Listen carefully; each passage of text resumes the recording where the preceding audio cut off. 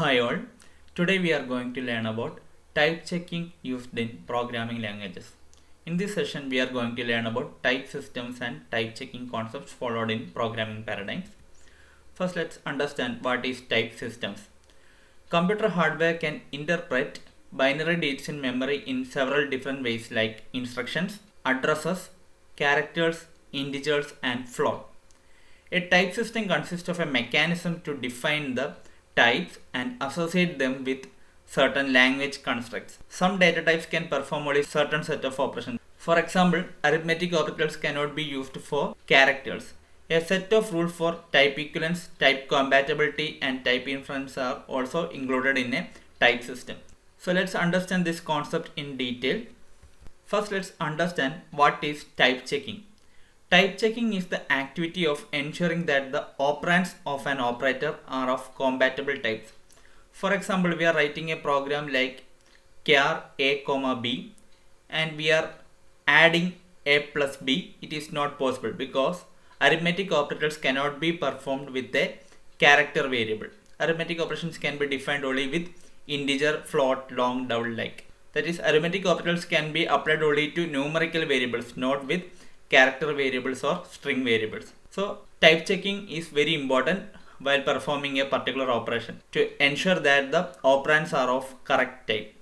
A compatible type is one that is either legal for the operator or is allowed under the language rules to be implicitly converted by compiler generated code to a legal type. This automatic conversion performed by the compiler is called as type cohesion.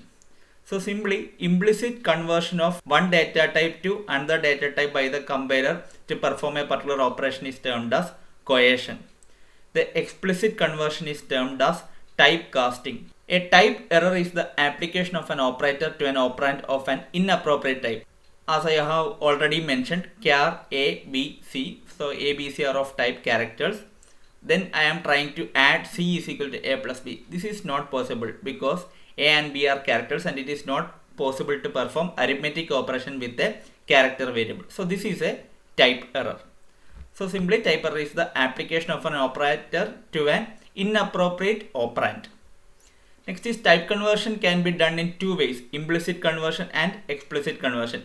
Implicit conversion means the conversion is performed by the compiler and explicit conversion is the programmer should manually do the conversion in a expression. Type cohesion is used to denote an implicit conversion, whereas typecasting is used to represent an explicit conversion. In implicit conversion, consider the example double d int I. If d greater than I, then d is equal to I. Here in this expression d greater than I, d is of type double and I is of type int. So here the compiler will convert I to double or double to int in order to make the two variables compatible with each other to the operator greater than. Though this conversion is performed by the compiler, it is called as implicit conversion. The implicit conversion is termed as type cohesion. Consider the second example of explicit conversion. In explicit conversion, the conversion is done by the programmer while writing the program. Double dA is equal to 3.3, double dB is equal to 3.3, double dC is equal to 3.4, and I want the result in integer variable result. So int result is equal to, we have to type convert dA, dB, dC which is in double value to integer value so that the LHS and RHS are of same data type integer. So I am converting the double value dA into int of dA plus int of dB plus int of dC. So we will get the result as 9 because while I am converting the double value into integer value, it will remove the decimal part 3.3. This 0.3 will be removed from all the equations. Here this 0.4 will be removed. So the result will be the integer part of these three variables dA, dB, dC, that is 3 plus 3 plus 3, which will be 9. So this is what is called as typecasting or explicit conversion. Next let's see the different categories of type checking.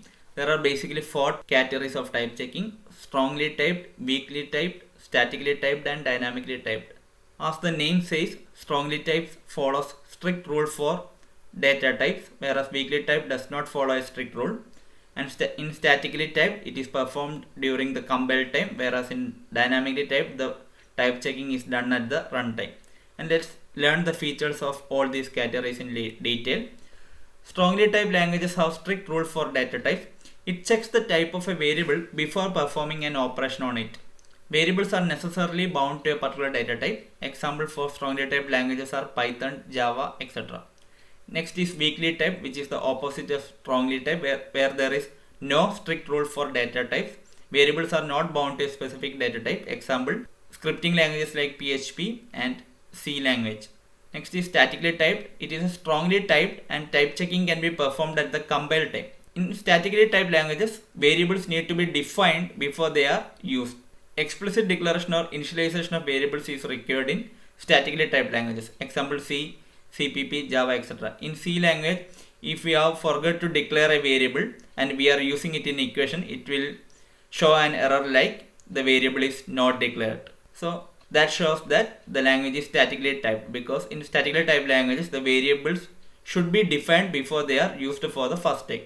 Next is dynamically typed. It is a form of late binding. Type checking is performed at the runtime. It do not require the explicit declaration of the variable before they are used. That is, we can use the variable directly in an expression. Example, Python, PHP, Lisp, small. Consider the statement in Python, num equal to 10. Here we are directly using the variable num without declaration, and we are assigning the value 10 to num. This is what is called as dynamically typed. We don't need to declare the variable before using it in an expression. Most of the scripting languages are also dynamically typed. Consider this quadrant graph. In this quadrant graph, the upper right quadrant represents programming languages that is strongly typed and statically typed. Example, Scala, Java, Haskell, etc. The bottom right part represents programming languages which is both statically typed and weakly typed. Example, C, CPP. The bottom left part represents the programming languages which is dynamically typed and weakly typed. Example, Visual Basic, JavaScript, PHP, Perl, etc. And the upper left part represents the programming languages which is strongly typed and dynamically typed. Example, Python, Ruby, etc. So these are the various categories of type checking, and these are the examples of various programming languages which follows different types of type checking. Thank you.